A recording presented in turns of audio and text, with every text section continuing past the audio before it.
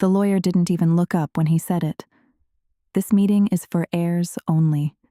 You are not included." The words landed softly, but the silence that followed felt heavy enough to crack glass. I stood at the end of the conference table while the rest of my family sat dressed in black designer suits, performing grief like it was another social event. My stepmother stared at her folded hands. My half-sister avoided eye contact completely, and the giant clock on the wall ticked louder with every passing second, as if counting down the final moments of the version of me they preferred. The quiet one. My name is Jenna, and for most of my life, I existed in that family like a guest who overstayed her welcome. Present, but never fully claimed. I was my father's daughter from before his second marriage, a reminder of a life my stepmother could never rewrite completely. They tolerated me at holidays, included me in photos when necessary, and forgot me the moment appearances no longer mattered. Over time, I learned something painful. Some people don't exclude you loudly. They do it politely, consistently, and with a smile. But that morning in the lawyer's office, something changed, because while they thought I was arriving to beg for inclusion, I had come prepared with something far more powerful than permission. I stepped forward calmly, opened my leather briefcase, and laid several documents across the polished table. Property deeds, trust agreements, transfer papers, signed authorizations, all carrying my father's signature. The lawyer finally looked up. His expression shifted instantly. My stepmother leaned forward, confused. "What exactly is this?" I met her eyes for the first time all morning. "The truth," I said quietly. The lawyer cleared his throat before speaking carefully. "Miss Jenna Green is the legal owner of the listed properties and controlling beneficiary of Green Holdings." My half-sister nearly stood up. "That's impossible," she snapped. "Dad promised us the lake house." But the lawyer kept reading. Every signature, every transfer, every revision. My father had changed everything months before he passed away. And suddenly, the room that once treated me like an outsider realized something devastating. I hadn't been excluded from the inheritance. I had inherited almost all of it. Not because I manipulated him. Not because I demanded anything. Because I stayed. That's the part nobody wanted to talk about. While the rest of the family traveled, hosted parties, and argued about appearances, I was the one driving my father to appointments, sitting beside hospital beds, organizing medications, managing business calls when he was too exhausted to speak. Near the end of his life, he stopped pretending not to notice the imbalance. One night in the hospital, he looked at me with tears in his eyes and whispered something I'll never forget. "I should have protected you better." I didn't ask for revenge. I didn't ask for property. I just held his hand and told him to rest.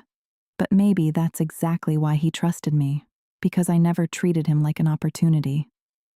The days after the meeting became chaos. My phone exploded with calls and messages. "Jenna, this isn't what your father wanted. We should talk as a family. You're tearing everyone apart." Funny how people suddenly discover the importance of family once money is involved. But beneath all the emotional messages was a deeper fear. Discovery. Because my father hadn't only transferred assets to me, he had left records, notes, letters, legal documents explaining exactly why. He knew how isolated I'd been within that family.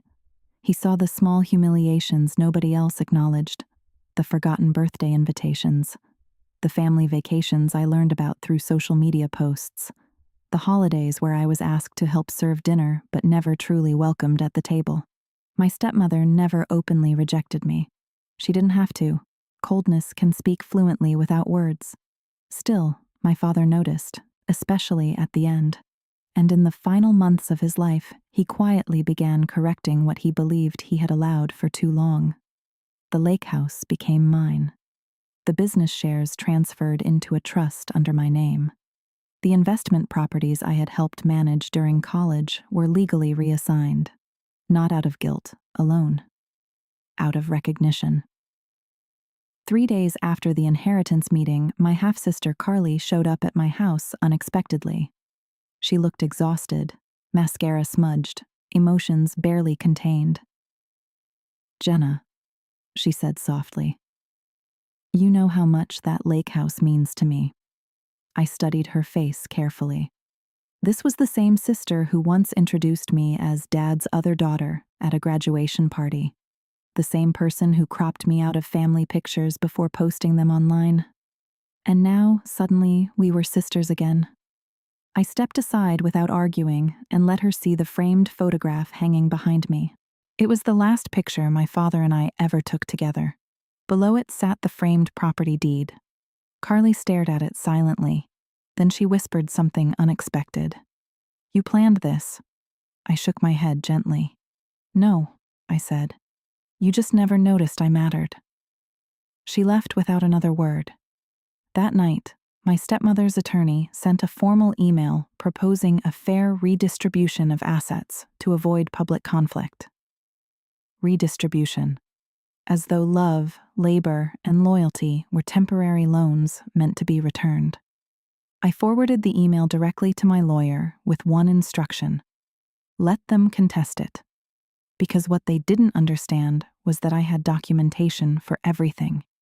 Care logs, medical schedules, business records, signed witness statements. While they spent years assuming inheritance was guaranteed, I was quietly building evidence of responsibility. And responsibility leaves a paper trail. Then the local news picked up the story. Business founder leaves majority estate to eldest daughter. My stepmother hated that headline, not because of the money, because the article called me daughter. No qualifiers, no explanations, no distancing language, just daughter. A few days later, I drove alone to the lake house. The gravel road, the old porch swing, the giant oak tree my father refused to cut down. They all looked exactly the same. For the first time in years, the silence there felt peaceful instead of lonely. Inside the cabin, I found the envelope my father once told me about. "If things get ugly," he'd said quietly in the hospital, "read this."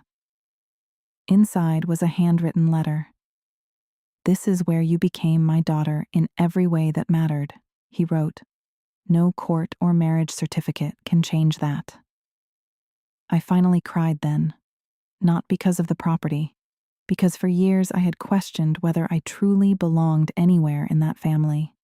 And with one letter, he answered the question clearly. Yes, not because someone approved of me, because I was loved. The battle eventually moved to the company, Green and Daughters Construction. Ironically, everyone used to laugh at the company name, especially Carly. "She's never going to run a construction firm," she once joked publicly. But while she traveled and enjoyed the family lifestyle, I learned every corner of the business from the ground up. I reorganized budgets, negotiated contracts, handled payroll during difficult years. And when my father became too sick to work, I quietly stepped into leadership long before anyone realized it.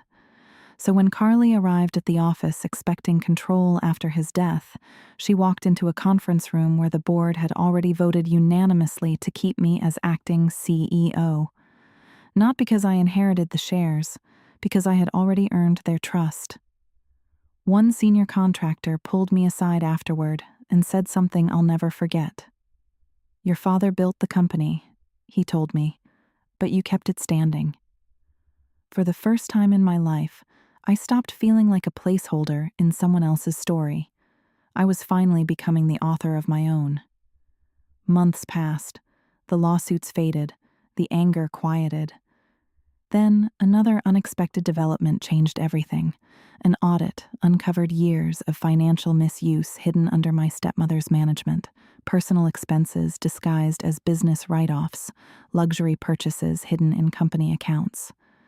I had flagged concerns years earlier, but nobody listened then. Now investigators were listening carefully. And suddenly, the people who once questioned my integrity were struggling to explain their own decisions. I stayed silent publicly. Not because I enjoyed watching them fall, because peace had finally become more valuable to me than proving myself. Meanwhile, the company began thriving under new leadership. We expanded into new cities, created mentorship programs for young women entering construction and business leadership, started scholarships in my father's name for students without financial privilege or family connections. One evening during a scholarship ceremony, an older employee approached the microphone smiling. "I remember Jenna sweeping floors here when she was 10, he said. Back then, people treated her like a visitor. He paused. Funny how the visitor became the one holding everything together. The room erupted in applause, but I simply smiled quietly. Because I finally understood something important. You don't need to fight endlessly for a seat at tables where people secretly resent your presence.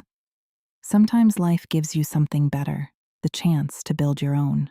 6 months later, I stood outside our new regional headquarters, preparing to cut the ribbon. The building shimmered in the afternoon sun, my father's name etched into the steel entrance beside the company logo. A reporter stepped forward before the ceremony. "After everything your family put you through," she asked, "do you finally feel vindicated?" I looked up at the building for a moment before answering. "No," I said honestly. "I feel free." Because vindication depends on other people admitting they were wrong. Freedom begins when you stop needing them to. That night, I returned once more to the lake house. The fireplace crackled softly while rain tapped against the windows. I sat in my father's old chair, holding the final letter he ever wrote me. At the bottom of the page was one final sentence. "I didn't raise someone meant to beg for inclusion. I raised someone strong enough to build her own legacy." And for the first time in years, I believed it completely. Not because I owned the properties, not because I won the legal battle, but because after spending so much of my life feeling erased, I finally understood this. Sometimes being pushed out of the story is exactly what gives you space to write a better ending.